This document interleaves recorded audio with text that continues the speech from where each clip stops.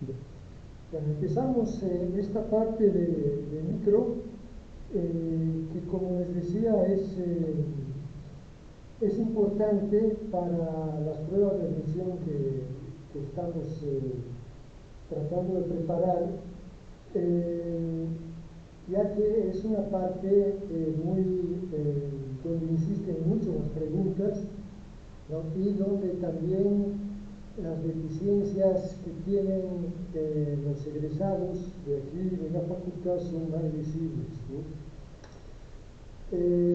Pero bueno, con lo que hemos visto de mate, si aseguran las cosas principales, eh, la parte de micro que vamos a ver no se le debe dificultar mucho, porque la micro neoclásica, que es la micro de la cual nos ocupamos ahora y que es la micro, digamos, más analizada a niveles de maestría, de posgrado, ¿no? de economía, eh, esta micro neoclásica hace un uso del instrumento matemático, y aplicamos entonces muchas de las cosas que hemos visto, ¿no? Hasta ahora. Entonces, dentro de esta micro neoclásica, yo he visto en los exámenes que he observado, ¿no? Sobre todo las pruebas que realizan en la UAM, he visto que se divide la micro en dos apartados, que son la teoría del consumo, que empezamos a ver ahora, la teoría del consumo, y la teoría de la producción.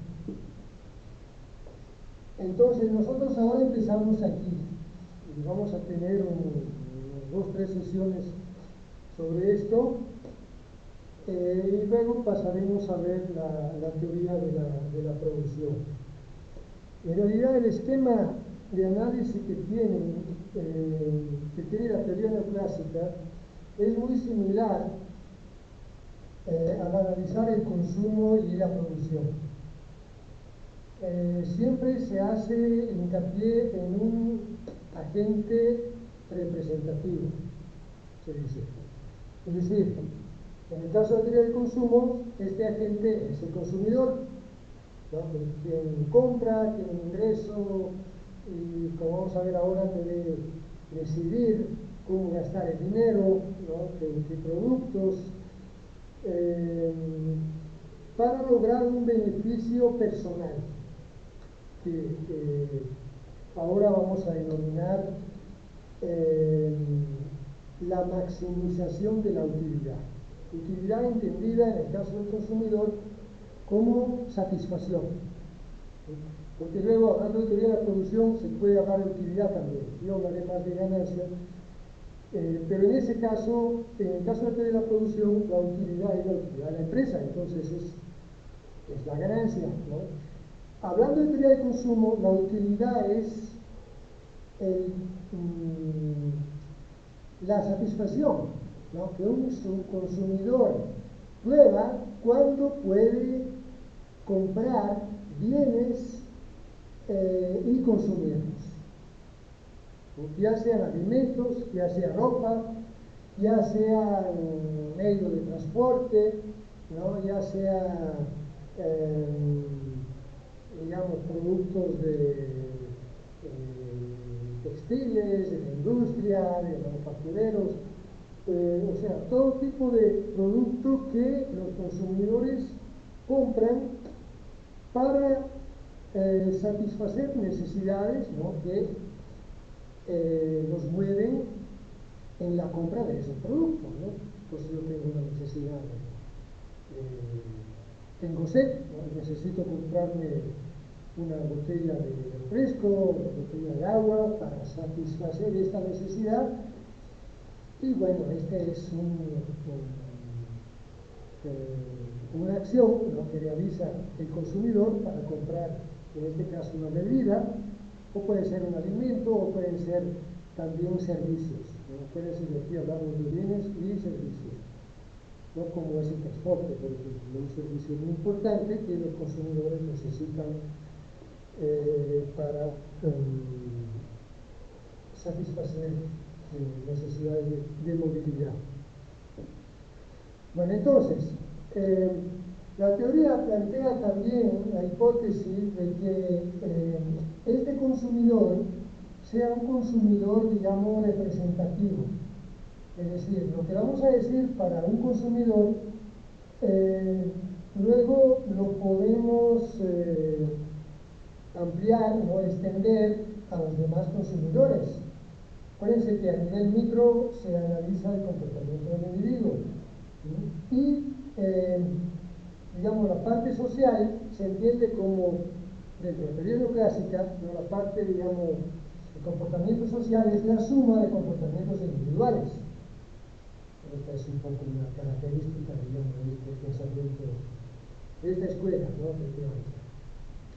Muy diferente, por ejemplo, de la escuela marxista o también keynesiana, ¿no? Entonces, el sujeto tiene necesidades, en el caso ahora del consumidor tiene necesidades de consumo, ¿no? Se entiende que esas necesidades de consumo le inducen a adquirir productos, ¿no? Adquirir bienes y servicios para satisfacer esas necesidades, y en ese proceso de satisfacción de necesidades, el consumidor lo que hace es maximizar una función.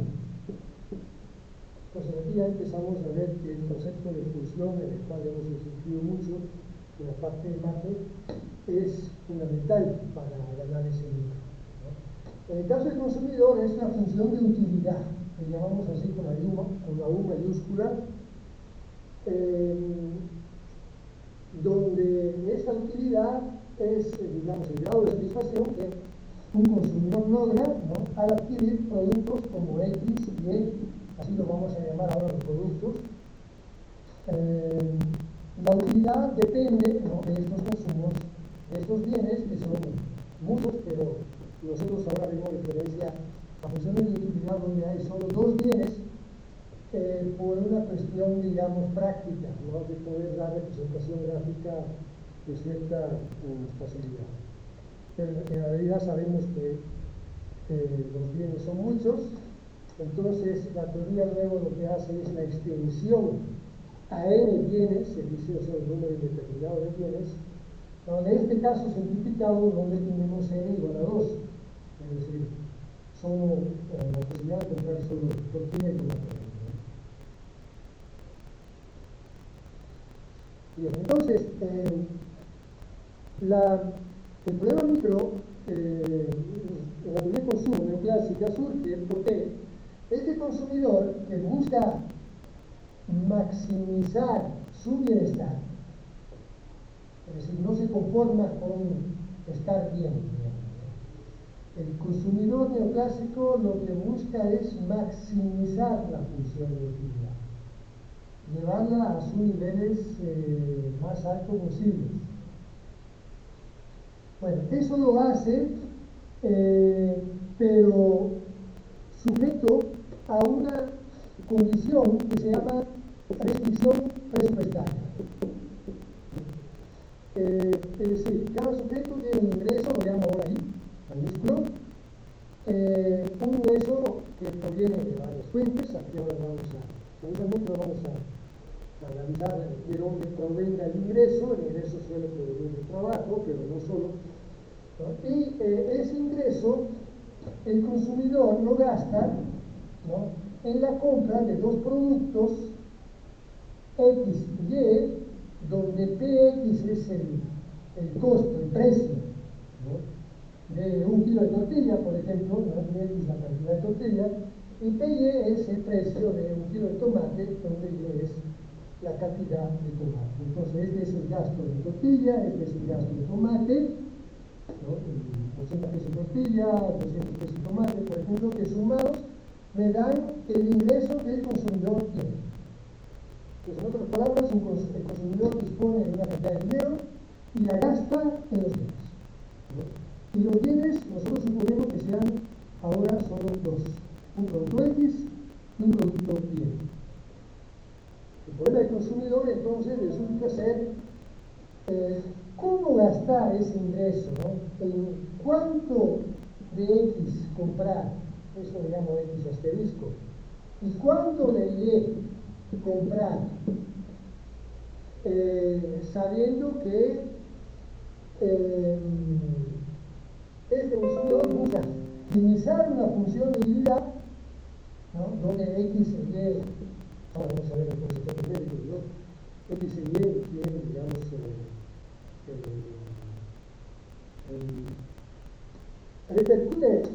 repercute el consumo de X y de Y sobre la utilidad que tiene la persona.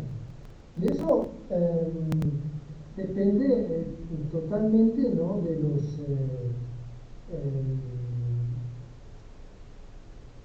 digamos, del sesgo que tiene el consumidor, ¿no? Y de la necesidad que tiene el consumidor, ¿no? De cada uno de los dos bienes. Por ejemplo, en un hogar el consumo de tortillas es muy importante, ¿no? El consumo de tomate es menos importante, ¿no? En la función de utilidad habrá que expresar la función de forma tal que se vea que el consumo de tortillas repercute más sobre el bienestar de ese hogar, ¿no?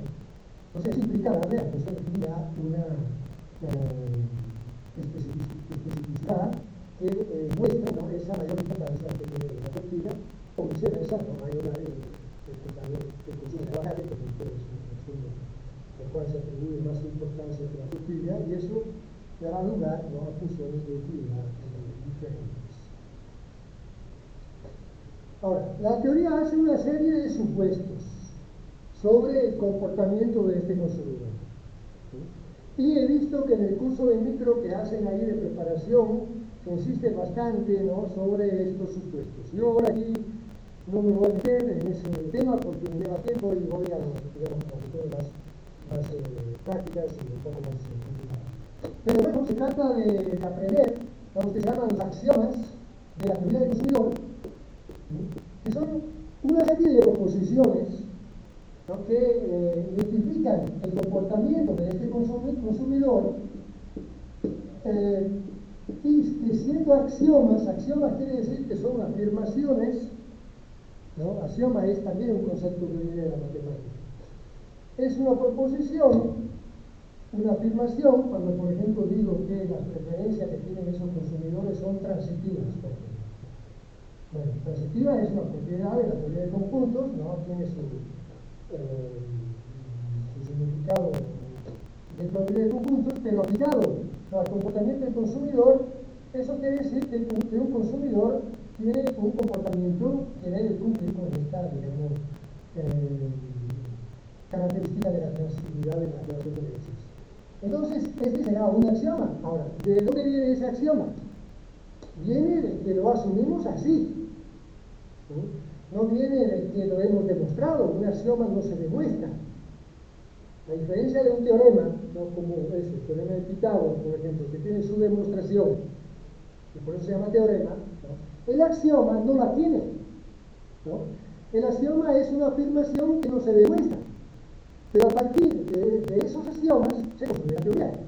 Obviamente, si esos axiomas se empiezan a quitar, la teoría cae, o sea, la teoría no se sostiene. Entonces, estos axiomas, los libros de micro, no son muchos, son 5 o 6 proposiciones que identifican el comportamiento del consumidor y que deben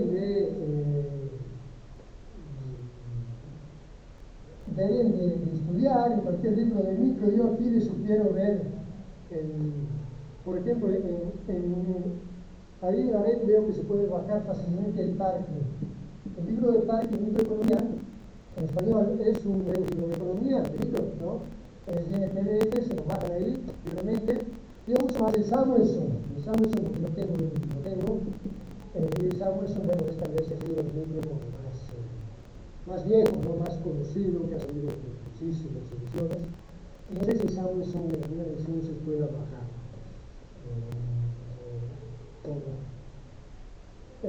Pero bueno, por ejemplo, con el Parking se pueden ayudar, ¿no? Y digamos, los libros de micro tratan todo la microneoplasia, ¿no? Todos tienen ese enfoque que les voy a plantear ahora.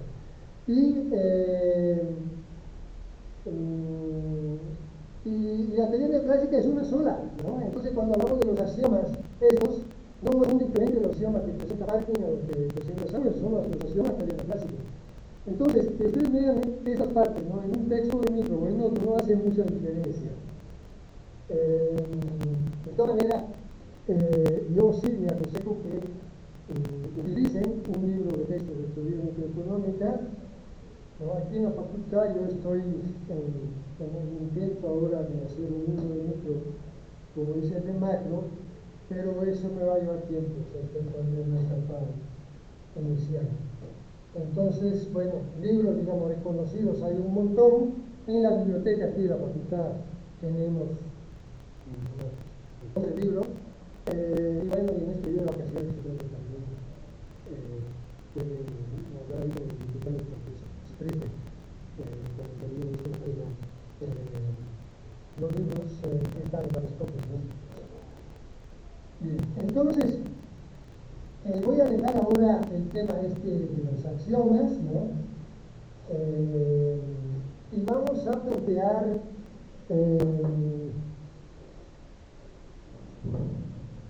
el problema del consumidor. Hasta ahora hemos dicho, maximiza una función de utilidad que depende de varios bienes, y para nosotros son solo dos, X y Y, a partir de, o sea, sujeto todo eso, ¿no? Sujeto todo eso a una condición que es que el ingreso se gaste, ¿no? Que la compra de estos bienes. Entonces, la manera más, digamos, sencilla de entender cuál es la solución del problema del consumidor, es decir, cuánto X y cuánto Y compra, ¿no? Respetando la restricción presupuestaria que tiene, o sea, no puede gastar más de lo que tiene, ¿no? Y maximizando la utilidad creativa del consumo. Entonces, la demostración, digamos, de esta solución se suele dar por vía gráfica. Entonces ahora yo lo veo por la vía gráfica y luego lo vemos a través de un ejercicio, y eso es, digamos, esa es la parte que ocupa esta primera sesión. Entonces, para plantear la gráfica y ver cómo el comportamiento del consumidor permite determinar la canasta llamada óptima, esta, es decir, la canasta que da el máximo de utilidad, el máximo de bienestar al consumidor, pero respetando esta que se llama restricción presupuestaria. Entonces, para ver eso, empezamos con mostrar precisamente la restricción presupuestaria. ¿Cómo se ve en la gráfica? ¿No? Una restricción donde yo digo que hay un nivel de ingreso, vamos a ponerlo ahora con un ejemplo a 3,000 pesos, ¿no? Y dos productos que cuestan, y aquí tengo los precios, ¿no? Que el consumidor conoce, le vamos a dar a un producto 20 pesos al kilo, ¿no? Y a otro producto 50 pesos. Ni siquiera es necesario pensar ahora los productos, ¿no? Los productos se llaman X, precisamente para dar finalidad, ¿no? Sí. Para poder pensar en los productos que participan con la mayor importancia. Entonces, con este ejemplo, digamos, con estos datos que tenemos aquí, la restricción presupuestaria se escribe así: los 3,000 pesos de los cuales yo dispongo, ¿no? Los gasto en X y en Y. Entonces, este es el precio de X, 20 pesos. Multiplicado por la cantidad que consumo es el gasto en X.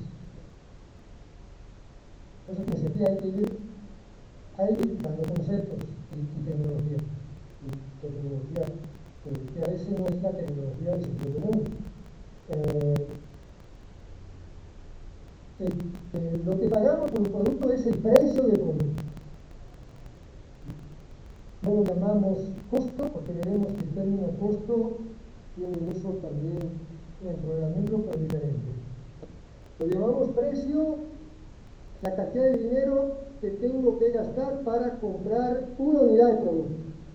Cuando multiplico el precio por la cantidad del producto X, ese es el gasto en X. Bien. Más el gasto en el otro producto, la suma de los dos gastos debe igualar el ingreso.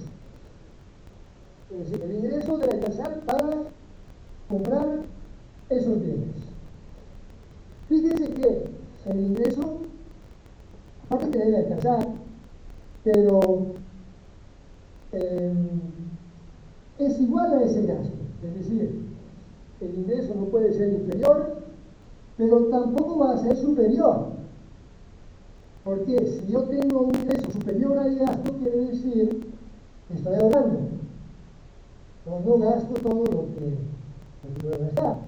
Entonces ahorro. Y bueno, en esta situación del ahorro, hay escenarios diferentes que por el momento no vamos a asignar. Entonces, lo que nosotros vamos a ver ahora es la situación en la cual este consumidor tiene ingreso, lo gasta todo, no ahorra, tampoco se endeuda, gasta lo que tiene. Ahora, ¿cómo represento gráficamente esta restricción presupuestaria? Bueno, como deben ver ustedes, después de todo lo que hemos dicho de las clases de matemáticas que hemos visto hasta ahora, esta es una relación real. Es una relación real entre X y Y, es decir, es una regla. En el plano cartesiano donde vamos a trabajar, aquí tenemos X y aquí tenemos Y. Ahora X y Y no son dos variables cualquiera, esta es tortilla, por ejemplo, y esta es el aguacate. Entonces, para representar una recta es necesario, pero bueno, para dar una representación general, despejar Y. Y al despejar Y obtengo la ecuación de la recta en forma explícita. Entonces yo despejo Y aquí, yo tengo 3000 menos 20x igual a 50. Divido, ¿no?, sobre 50 para despejar Y, yo tengo Y igual a 3000 sobre 50, que es 5 entre 5, 60, menos 20 entre 50 es 2 quintos, 2 quintos 0.4 x. Esta es la ecuación de la recta. La ecuación de la recta donde, como vemos, hay dos, digamos, importantes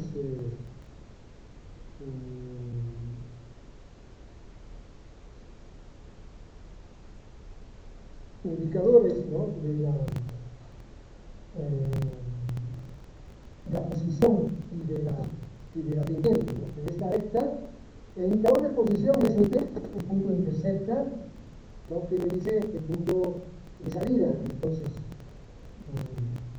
igual a 60, me dice que está empezando y igual a 60. O pendiente negativa. Fíjense que la pendiente es dada por la relación entre los dos precios, que en este caso son 20 y 50.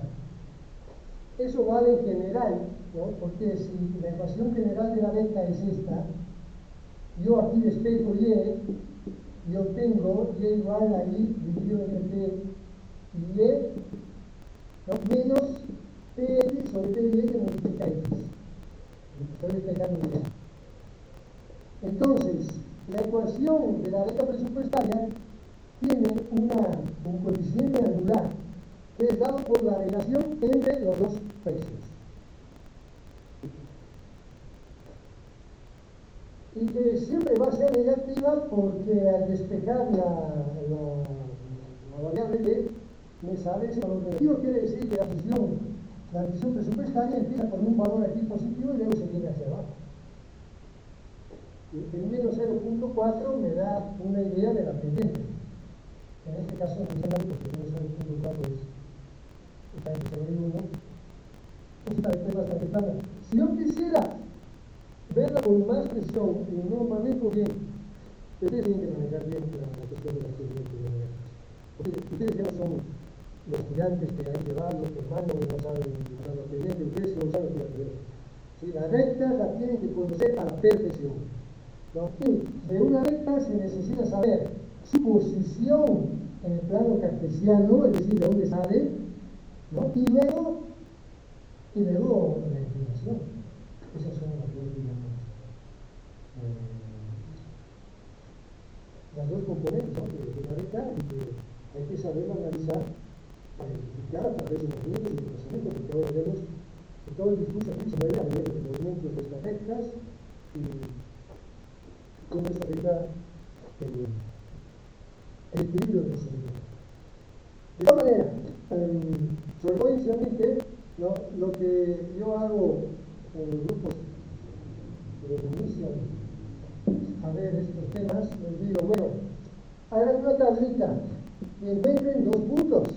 El punto de salida, ¿no? Que es cuando X es 0 y es 3.000 entre 50, el ingreso dividido entre el precio del aguacate, ¿no? Verá la cantidad de aguacate máxima que va a comprar, que son 60 unidades. Pues aquí 0 y 60. Ahí tiene el punto. Y si no compro nada de aguacate con la tortilla, puedo comprar, si la tortilla cuesta 20 pesos y yo tengo 3.000. Entonces 3.000 entre 20, ¿no? Que es 150. Entonces ahí determinan dos valores, que son dos puntos. El punto de salida y el punto de llegada, ¿no? Este punto que aquí estoy viendo, lo he identificado bien todavía, ahora lo hago. Este punto tiene un valor horizontal en X que es 150.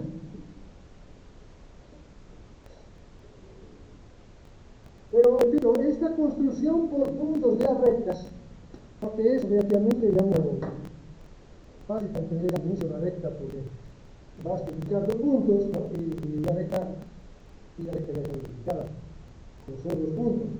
Pero ustedes deben saber manejar la ecuación general de la recta, donde hay un coeficiente de la pendiente que repito es la relación entre los dos precios, ¿no? Y hay un punto de salida de ella, ¿no? Que es el punto que presenta vertical y que depende del ingreso y del precio de un solo bien, es decir,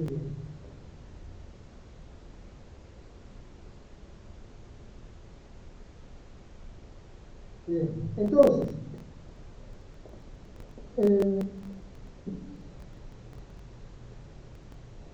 acuérdense, el problema es este, determinar la canasta, ¿no? Este consumidor al final compra una canasta, la canasta es una cantidad de X y una cantidad de Y,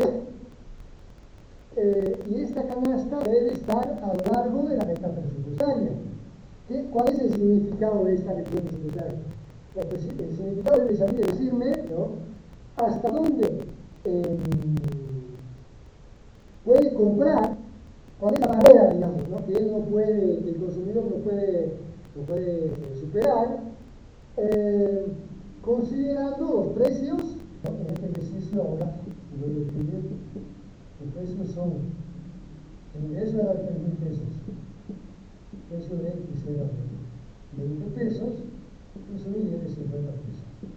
Entonces, enfrentando esta situación, ¿no? Esta restricción, vemos que puede llegar aquí. No puede pasarse, ¿no? De la restricción, porque, como vamos a ver ahora, para pasarse de esa restricción, debe cambiar algo aquí. Por ejemplo, debe tener más dinero. O debe bajar el precio de al menos uno de los dos bienes para que él pueda salirse, ¿no? De esta restricción de ir a buscar canastas que están por aquí, donde puede conseguir más. Pero en este caso no puede alcanzarlas porque la restricción que tiene lo coloca a lo largo de la recta presupuestaria. Pero con esto que estamos diciendo, todavía estamos lejos de haber resuelto el problema, porque el problema no es determinar, digamos, esta frontera. El problema es determinar cuánto X, cuánto Y, es decir, un punto a la recta. Y aquí, bueno, uno puede decir, el punto será un punto intermedio, ¿no? Porque para tener un poco de uno, un poco del otro. Eso puede ser, pero el punto depende de lo que vamos a decir ahora sobre la función de utilidad y su representación. ¿No? Es decir, para entender cuál es el punto de la meta presupuestaria, ¿no?, que este consumidor escoge, yo necesito tener información sobre sus preferencias. Es decir, necesito una función de utilidad precisa, ¿no?, que me muestre cuál es, digamos, el sesgo que tiene el consumidor en sus preferencias hacia un producto u otro. Entonces ahora necesito expresar eso, necesito expresar esta función de utilidad. Necesito mostrar cómo está orientado el consumidor en cuanto al producto X y en cuanto al producto Y. Es además, digamos, a ese sesgo que tiene el consumidor en X o en Y, pero mirar a ver el producto que llamemos en la que uno consume. Y es la base, ¿no?, de la teoría de la demanda. Sí. Entonces, voy a precisar el ejemplo que tengo aquí e introduzco una función de utilidad. Ahora, las funciones de utilidad que se manejan en la teoría neoclásica suelen tener esta característica. Son funciones, es decir, nivel de utilidad que dependen del consumo de X y del consumo de Y. Entonces, X e Y son multiplicativos.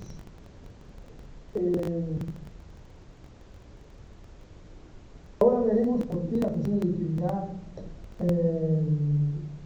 son de este tipo. Podrían ser también aditivas, o sea, podría haber una suma aquí en lugar de una multiplicación. Puede haber algún exponente de por medio, por ejemplo, vamos a ponerlo para hacer el ejercicio un poco más concreto. Por ejemplo, le pongo aquí a X medio, ¿no?, el exponente, y le dejo aquí el exponente 1, ¿entiendes? Ahora, esa función también se puede escribir así. U igual raíz de X por medio de la palabra X que multiplica Y.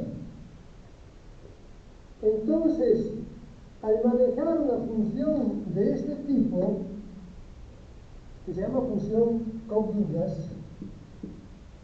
y nosotros trabajamos, he visto que en los exámenes trabajan por el 80% con estas Cobb-Douglas. Es una función de utilidad más utilizada. En esta función de utilidad, la X y la Y son multiplicativas, como en este caso, ¿no? Pero son multiplicativas con exponentes diferentes. Y eso crea, digamos, situaciones finales de consumo distintas,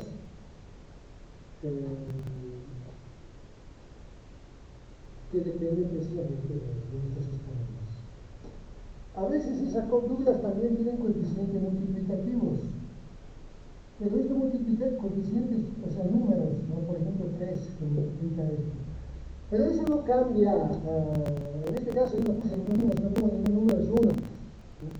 Porque el coeficiente que está multiplicando no repercute sobre el resultado final, que es la cantidad de X, ¿no?, y la cantidad de Y que este consumidor adquiere. ¿Sí?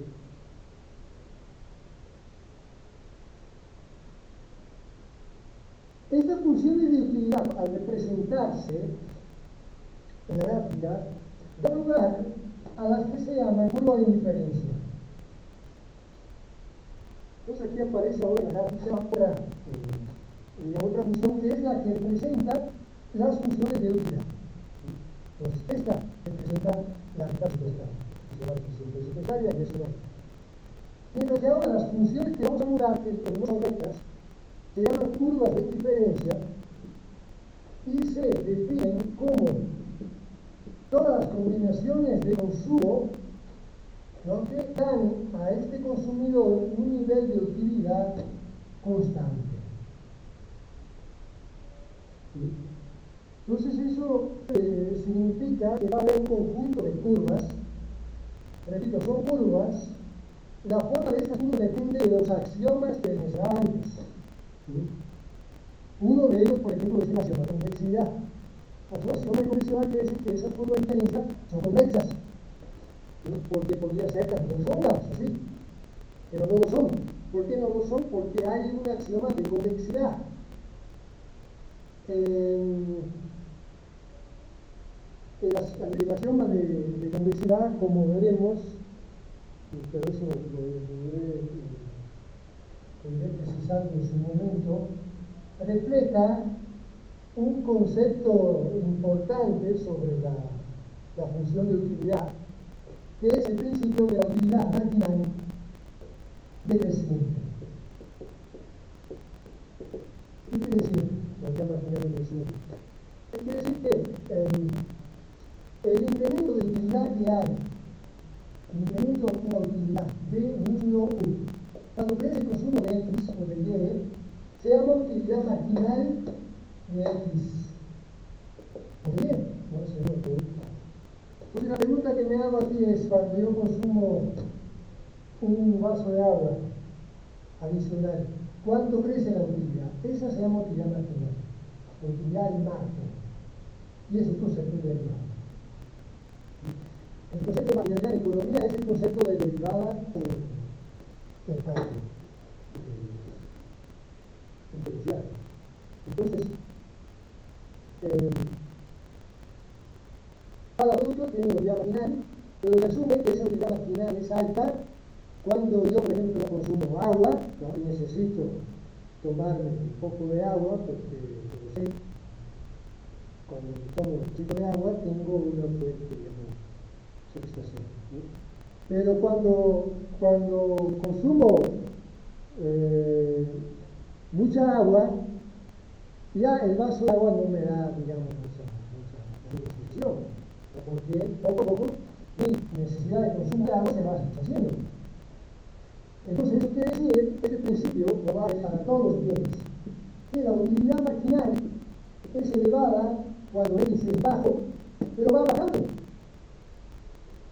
Esta, digamos, es la ley de la utilidad marginal creciente, ¿no?, que en la economía neoclásica es un punto clave de todo el razonamiento, ¿sí? Y que va a existir también en esa nueva teoría de producción, ahí se habla de utilidad marginal creciente. Entonces, asumiendo de que la utilidad marginal de cada producto es decreciente,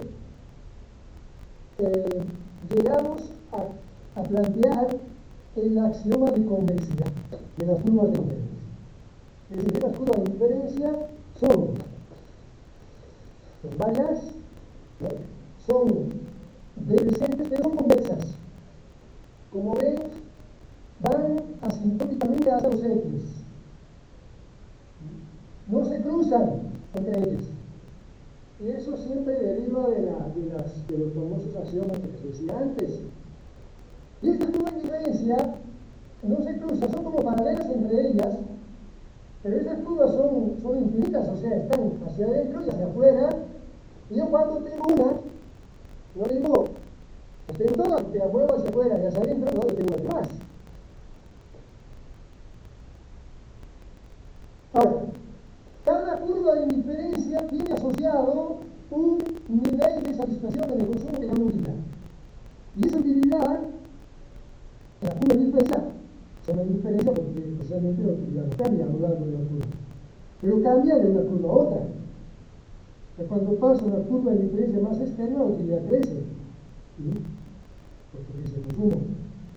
Entonces, fíjense, la cuestión aquí es un consumidor que se dice racional. Racional quiere decir que maximiza la utilidad, ¿no?, y gasta todo el dinero que tiene, respetando los precios que hay, que se hagan. Entonces, este consumidor, ¿dónde se coloca? Si por ejemplo se pudiera mover aquí entre esa curva de diferencia, ya me doy cuenta que, como digamos, la curva de diferencia indica niveles de utilidad crecientes cuando paso de una a otra, entre estas cuatro él se pondría en esta. Pero luego puede alcanzar esta, que es otra. Entonces, verificar la curva más cercana posible. Habrá una también por aquí, ¿no? Una curva de diferencia que pasa por ahí, e incluso habrá curva de diferencia más cercana, porque es curva de diferencia no tiene límites. Una vez que muestro una, lo va a ser cerrada, va a ser esto. Y el consumidor, porque veía hacia adentro, porque hacia adentro es el consumo, porque veía hacia afuera. Por ejemplo, entre toda esa curva que tengo aquí, la más externa es esta. Es un consumidor aquí que dice, bueno, yo busco por acá aquí. Pero ahí viene el problema de la decisión presupuestaria. La decisión presupuestaria le dice al consumidor que él no puede rebasar esa frontera. Porque para rebasar esa frontera no tiene suficiente dinero. La decisión presupuestaria le dice al consumidor, tú te puedes mover aquí, hablando de las canastas. Entonces, por ejemplo, una canasta como esta la puedes comprar. Porque esta canasta está en esta curva de diferencia, te da un nivel de utilidad bastante alto y tú puedes comprar porque es un punto de mercado. Pero si tú quieres llegar a una canasta como esta, no puedes porque te vas a crecer. Igual podrías comprar esta canasta aquí, que también la puedes comprar porque también esta curva de diferencia toca la recta presupuestaria aquí, donde hay casi todo X, ¿no? Y casi nada de Y. Pero entre esas dos canastas, indudablemente el consumidor prefiere esta, porque esta canasta está en una curva de diferencia más externa y entonces le da un nivel de utilidad más alto. Pero como decía, cuando yo muestro una curva de diferencia, luego la muevo hacia afuera, hacia adentro, como quiero decir, siempre va a haber una curva de diferencia más externa, por ejemplo, que esta. O sea, otra, que no toca la anterior, que va hacia el eje también, para allá, la curva de diferencia más en esto, hacia los X. Otra axioma de la teoría de consumo, que nos hace concluir esta curva de diferencia no se necesitan reglas y quieren asimétricamente a los X. Entonces, por ejemplo, miren, esta curva de diferencia me da un nivel de utilidad mayor que la anterior, que está más afuera. Y esta canasta puede cobrar. Esta canasta que tiene la intersección de la curva de diferencia y la recta, la puede cobrar. Si la alternativa fuera solo entre esas tres canastas, obviamente el consumidor se coloca aquí, porque busca la canasta que le da más utilidad, ¿no? Y como esta canasta me permite llegar a esta curva de diferencia, me da más utilidad que esta canasta que está en esta curva más interna, pues me da más utilidad que esta. Pero fíjense, va a haber otra curva de diferencia un poco más interna que esta, en una otra canasta. Y esa canasta se le crea esta. ¿Por qué? Porque está en la curva de diferencia más externa todavía. Ahora, la pregunta es, el consumidor, si solo pudiera escoger esas canastas, escogería. Pero el consumidor no se conforma con que la canasta sea mejor que otras tres. Debe ser la canasta óptima. Es decir, la canasta que le da el máximo de utilidad. Máximo de utilidad quiere decir alcanzar la curva de diferencia más externa posible respecto a la definición necesaria. Entonces, si usted observa, va a haber una curva de diferencia que va a tener un punto, que es un punto de tangencia, con la recta presupuestaria. Es decir, una curva de diferencia que es la más externa que él puede pasar. Y debe ser la gráfica un poquito más clara para mostrar este punto que es la solución del problema del utilizar. Entonces, el 27, el mes, Italia, en el ejemplo de 1960, aquí tenemos una diferencia. Entonces, son culturas internas, ahora se fuera.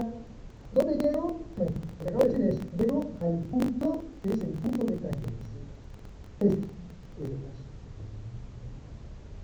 Fíjense que el punto de transferencia no es un punto de intersección como sería este. El punto de transferencia es el punto donde la pendiente de la curva de diferencia, es decir, la derivada de la función de ese punto, es precisamente la recta tangente de la transferencia. La derivada de la función es la pendiente de la tangente. Ese es el derivado. Es decir, el punto de transferencia es este. Una curva más externa sería una curva que ya no toca la recta horizontal y actúa a la derecha. Y una curva más interna sí la puedo alcanzar, pero me da niveles de utilidad más bajos. Entonces aquí coloco el consumidor que maximiza la utilidad, porque coloco en el punto que llamo punto E. Este punto E es el que determina cuánto X y cuánto Y consume. Como ven, la cantidad de XY pertenece a la recta horizontal, que se la puede comprar. Y ya está todo el precio.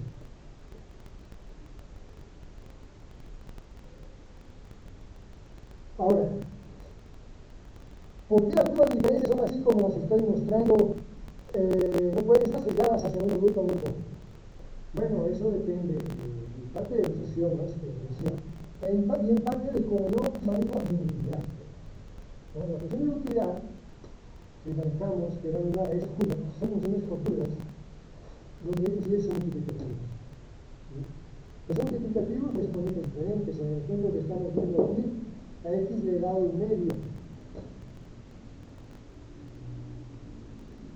Entonces, miren, aquí viene una regla, que ahora se la explico un poco así como regla la regla que me permite determinar la canasta en una función como esta. Y la regla es, una vez que yo identifico la función de utilidad, esa función de tipo ópticas, en X y multiplicativos, el gasto en X es una fracción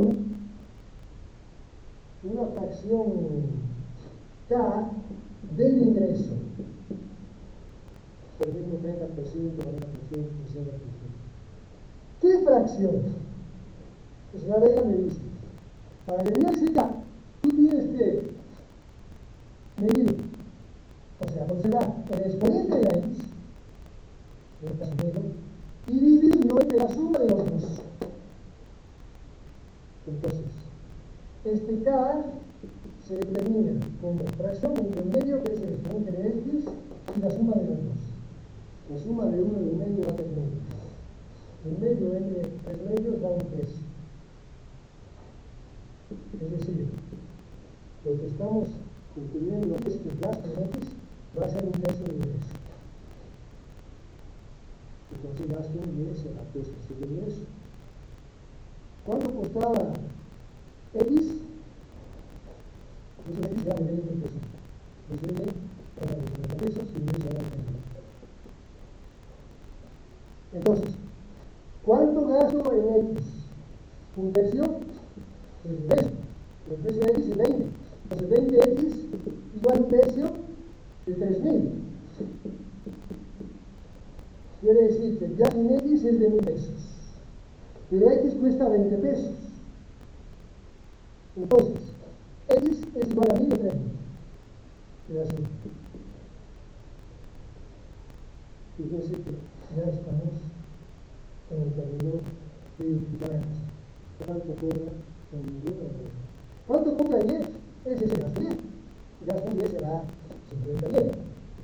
¿Qué fracción del ingreso? Bueno, si la fracción en X era un tercio del ingreso, en Y será un tercio del ingreso.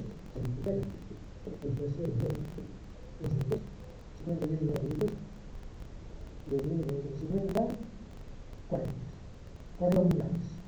Es decir, compro 40 unidades de Y, 50 unidades de X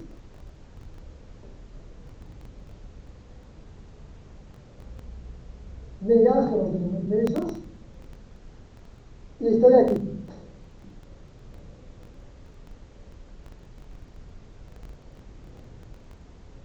Entonces, repito, una vez que identifico gráficamente la canasta y la acción determinada, aplico la regla. La regla es para función de utilidad de este tipo.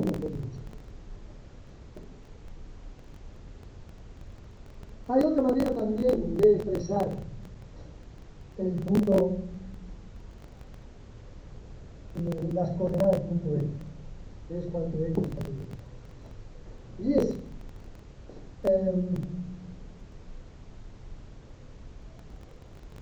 tratar de definir el punto de tangencia, qué característica tiene el punto de tangencia. Entonces hay que definir la que se llama tasa marginal de sustitución entre X y Y, que es cómo intercambio X y Y a lo largo de la curva de diferencia.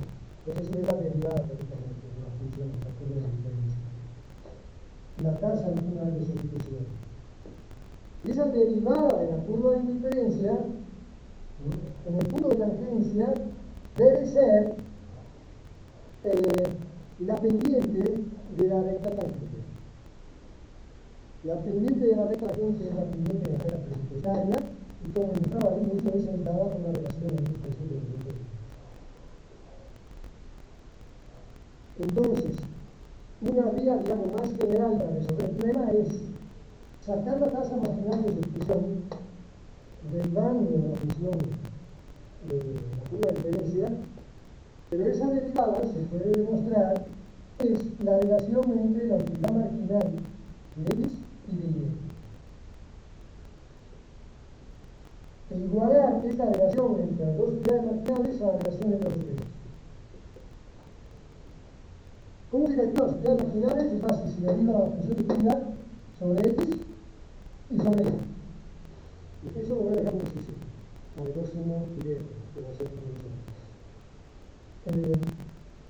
con estos mismos datos, voy a aplicar la regla esta regla polinómica que no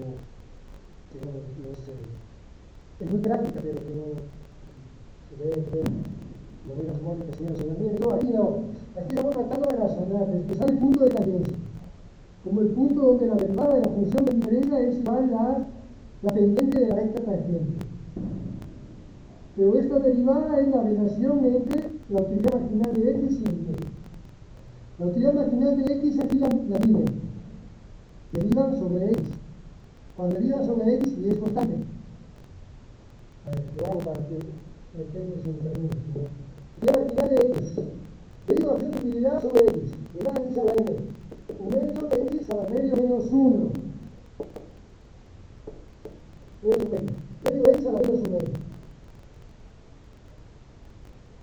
Pero bien, porque Y es constante, si yo derivo sobre X. Y esta derivada, utilidad marginal de X la divido sobre la utilidad marginal de Y. Entonces, la utilidad marginal de Y es, ahora esta es la variable, esta es la constante multiplicativa. Entonces aquí solo medio. Ahí puedo sacar la variable. Entonces fíjense que tengo aquí un medio, X a menos un medio, y abajo tengo X a un medio. Entonces lo que hago es bajarme este X a menos un medio y lo bajo a medio positivo. Entonces abajo tengo X a un medio que multiplica X a un medio que es X. Entonces el medio y el X, es decir, 1 entre 2X. Esta es la relación entre las equivaciones. La relación entre los dos precios es esta. La puedo emplear entonces la relación entre los precios. Y aquí determina X. Y los resultados deben corresponder a estamos en cuenta que también lo tiene arrastrado porque porque aquí tiene un medio de desarrollo medio bien, lo que se quiera. Entonces, cuando va a poder decir los X, con el medio de los X, ya se lo ve. Entonces, como ven, aquí llega una ecuación que no es suficiente para determinar la decisión, pero aparece que en el sistema óptico la diferencia de la operación es esta.